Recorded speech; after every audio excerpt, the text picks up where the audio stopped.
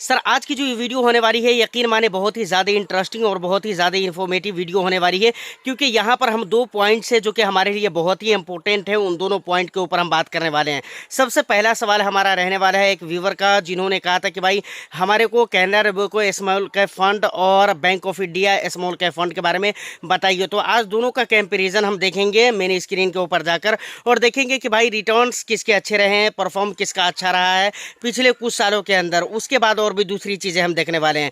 उसके साथ ही साथ हम ये भी बात करने वाले हैं कि भाई जो मार्केट के अंदर लगातार गिरावट हो रही है, तो सोमवार को जो रहने वाला है वो मार्केट कैसा रहने वाला है, इसके ऊपर भी हम बात करेंगे। तो ऑफ कोर्स वीडियो बहुत ज़्यादा इंटरेस्टिंग होगी। बस एक लाइक कर दीजिए, शेयर कर दीजिए। चैनल को अगर अभी तक आपने सब्सक्राइब नहीं किया है तो चैनल को भी ज़रूर सब्सक्राइब कर लें, क्योंकि इस तरह की इंटरेस्टिंग कंटेंट मैं आपके लिए लेकर आता रहता हूँ। और देखिए आज की जो ये वीडियो है ना, मैं आउटडोर में शूट कर रहा हूँ, और यहाँ के अगर मौसम की अगर मैं बात करूँ तो बहुत ज़्यादा गर्मी है सर, बहुत ज़्यादा गर्मी है। और किसी रीज़न की वजह से भी मुझे आज की वीडियो आउटडोर में शूट करना पड़ा है। खैर इससे आपको मतलब नहीं होना चाहिए। हमारा जो मेन मुद्दा है, मेन टॉपिक है, उससे आपको मतलब होना चाहिए। तो सबसे पहले हम चलते हैं दोनों फंड का कंपैरिजन देखते हैं। उसके बाद फिर हम बात करेंगे कि भाई आने वाला जो मंडे है, मंडे को मार्केट कैसा रहने वाला है। तो फाइनली हम आ चुके हैं अपने मेन स्क्रीन के ऊपर। यहाँ आप देख रहे हैं Canara Robeco small cap fund देखने को मिल जाता है, और उसके बाद यहाँ पर bank of India small cap fund देखने को मिल जाता है। उसके बाद देखिए एक बहुत इंटरेस्टिंग बात है ना कि भाई पिछले कई महीनों में स्मॉल कैप कैटेगरी और मिड कैप कैटेगरी के फंड काफ़ी ज़्यादा गिरे थे, लेकिन पिछले 3 महीने के रिटर्न्स देखेंगे तो काफ़ी ख़तरनाक रिटर्न्स दिए हैं दोनों ही फंड ने। सबसे पहले अगर हम बात करें कैनरा के, तो इस फंड ने 18% के रिटर्न्स दिए, और अगर बैंक ऑफ इंडिया की बात करें तो इसने भी 18% के रिटर्न्स दिए। जबकि 6 मंथ के रिटर्न्स देखेंगे तो यहाँ पर कैनरा रोबेको स्मॉल कैप के 7.24% का रिटर्न्स नेगेटिव में रहा है। वहीं पर अगर बैंक ऑफ इंडिया का देखेंगे तो 9.59% का रिटर्न्स नेगेटिव में रहा है। तो ये बहुत इंटरेस्टिंग बात है। उसके बाद अगर आएंगे पिछले 1 ईयर में बहुत कुछ खास रिटर्न्स यहाँ पर देखने को नहीं मिला है। कैनरा रोबेको के सिर्फ 1.43% का रिटर्न्स देखने को मिला है, और यहाँ पर देखेंगे बैंक ऑफ इंडिया में तो यहाँ पर आपको 4.21% का रिटर्न्स देखने को मिला है। तो यहाँ पर एक चीज़ और भी है सर कि शॉर्ट ड्यूरेशन का रिटर्न्स देकर किसी भी फंड को हम जज नहीं कर सकते हैं, और नहीं करना भी चाहिए। उसके बाद अगर पिछले 3 ईयर्स में देखेंगे तो कैनरा रोबेको ने जो रिटर्न्स दिए हैं 22.62% का रिटर्न्स दिया है। वहीं पर बैंक ऑफ इंडिया का देखेंगे तो 28.53% का रिटर्न्स दिया है। उसके बाद पिछले 5 ईयर्स की अगर बात की जाए तो 36.27% का रिटर्न्स दिया है, और वहीं पर अगर बैंक ऑफ इंडिया की बात करें तो 37.6% का रिटर्न्स दिया है। तो रिटर्न्स के मामले में बहुत ज़्यादा का फ़र्क आपको देखने को यहाँ मिलते नहीं है। उसके बाद एक और भी चीज़ आपको दिखलाना है भाई, यहाँ पर फंड एज अगर आप देखेंगे तो दोनों ही फंड के 6-6 साल हो चुके हैं। महीने में अगर देखें तो कुछ फ़र्क है। जैसे अगर आप देखें कैनरा रोबेको के 6 साल 4 महीने हो चुके हैं। उसके बाद बैंक ऑफ इंडिया की बात करें तो यहाँ पर 6 साल 6 महीने हो चुके हैं। और उसके बाद अगर फंड साइज़ की बात करें तो 12,368 करोड़ का फंड साइज़ देखने को मिल जाता है कैनरा रोबेको का, और 1,819 करोड़ का फंड साइज़ है बैंक ऑफ इंडिया का। तो of course bank of India का जो फंड साइज़ है काफ़ी छोटा है, तो इतना छोटा भी फंड साइज़ नहीं होना चाहिए, क्योंकि ये मुनासिब बात नहीं है। उसके बाद सर आएंगे ज़रा यहाँ पर टॉप 3 सेक्टर्स हमारे को देखना बहुत ही ज़रूरी है, क्योंकि हमारे को पता तो होना चाहिए एटलीस्ट हमारे पैसे लग कहाँ पर रहे हैं। सबसे पहले अगर आप देखेंगे टॉप सेक्टर्स कैनरा रोबेको के, तो पहले नंबर पे आ जाता है कैपिटल गुड्स, दूसरे नंबर पे है सर्विसेज, और तीसरे नंबर पे फिनेंशियल। इसी तरह अगर आप देखना चाहेंगे बैंक ऑफ इंडिया के टॉप 3 सेक्टर्स, तो यहाँ पर आपको देखने को मिलते हैं। सबसे पहले नंबर पे कैपिटल गुड्स है, दूसरे नंबर पे फिनेंशियल है, और तीसरे नंबर पे हेल्थ केयर है। तो आप कैपिटल गुड्स यहाँ पर भी है, फिनेंशियल यहाँ पर भी है, और कैपिटल गुड्स यहाँ पर भी है, फिनेंशियल यहाँ पर भी है। ठीक है, तो बहुत ज़्यादा का फ़र्क भी नहीं है टॉप 3 सेक्टर्स में। उसके बाद यहाँ पर ये सारी कंपनीज़ वगैरह के नाम दिए गए हैं, जिसे आप रीड कर सकते हो। उसके बाद एक चीज़ जो हमारे को देखना बहुत ही ज़रूरी होता है, किसी भी फंड में निवेश करने से पहले जहाँ पर परफॉर्म आपको देखना चाहिए, रिटर्न्स देखना चाहिए, वहीं पर एक चीज़ और भी आपको देखना चाहिए, और वो क्या होते हैं पता है, एक्सपेंस रेशियो। तो अब एक्सपेंस की अगर बात करें तो 0.47% का एक्सपेंस आपको देखने को मिल जाता है। कहाँ पर? Canara Robeco small cap fund में। वहीं पर अगर आप देखेंगे बैंक ऑफ इंडिया के तो 0.53% के रिटर्न्स आपको बैंक ऑफ इंडिया के देखने को मिल जाते हैं।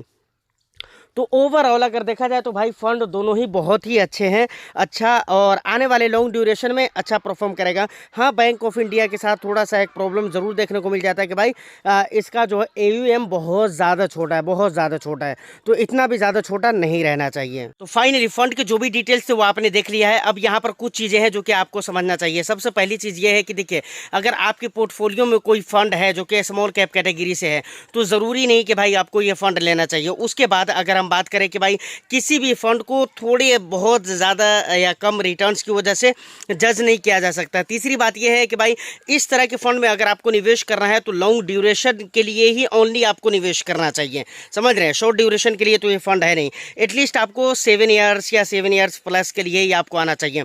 अब देखिए, एक बात जो कि बहुत ही इंपॉर्टेंट है वो बैंक ऑफ इंडिया को लेकर मैं कहना चाहूँगा कि देखिए, एक चीज़ और भी कई मरतबा इन्वेस्टर्स ये पूछते हैं कि भाई ऐसा है कि फ़ंड साइज़ इसका बहुत ही छोटा है, फंड साइज़ मतलब AUM जो है ना बहुत छोटा सा है, तो यहाँ पर लिक्विडिटी के प्रॉब्लम हो सकते हैं। तो एक बात आपको मैं कहना चाहूँगा कि देखिए, लिक्विडिटी के प्रॉब्लम की अगर बात है ना, तो ये मैक्सिमम टाइम्स में ये देखा गया है कि भाई लिक्विडिटी के प्रॉब्लम उस समय पे होते हैं जब मार्केट के अंदर सिचुएशन, दुनिया के अंदर सिचुएशन कोविड जैसे हो या नोटबंदी जैसे हो, इस तरह के जब सिचुएशन क्रिएट होते हैं तब जाकर वहाँ पर लिक्विडिटी के प्रॉब्लम होते हैं। नहीं तो नॉर्मल टाइम में मुझे नहीं लगता है कि भाई लिक्विडिटी के प्रॉब्लम होते हैं। तो फाइनली यहाँ तक ये सारी बातें उम्मीद करता हूँ कि क्लियर हो चुकी होगी। अब अगर बात करें कि भाई ऐसा है कि सोमवार को यानी आने वाला जो मंडे है, तो मंडे को मार्केट कैसा रहने वाला है, तो देखिए श्योरिटी के साथ कुछ भी कहा नहीं जा सकता।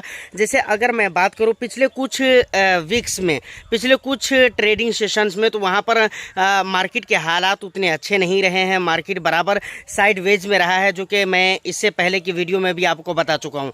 अब अगर आने वाला टाइम की अगर मैं बात करूँ, और हाँ एक बात और, लास्ट ट्रेडिंग सेशन में यानी फ्राइडे को अगर आप देखेंगे तो मार्केट के अंदर शुरुआती टाइम पे जब मार्केट ओपन हुआ तो लग रहा था कि बहुत ज़्यादा मार्केट के अंदर गिरावट होगी आज, लेकिन शुरू टाइम पे बहुत ज़्यादा गिरावट हो रखी थी और लग रहा था कि आगे भी और होगी, लेकिन ऐसा हुआ नहीं। मार्केट अपने आप को स्टेबल रखा, मार्केट अपने आप को स्टेबल रखा तो नहीं कह सकते, लेकिन ठीक है, मार्केट ने अपने आप को रिकवर किया, तो ये चीज़ हम कह सकते हैं सर।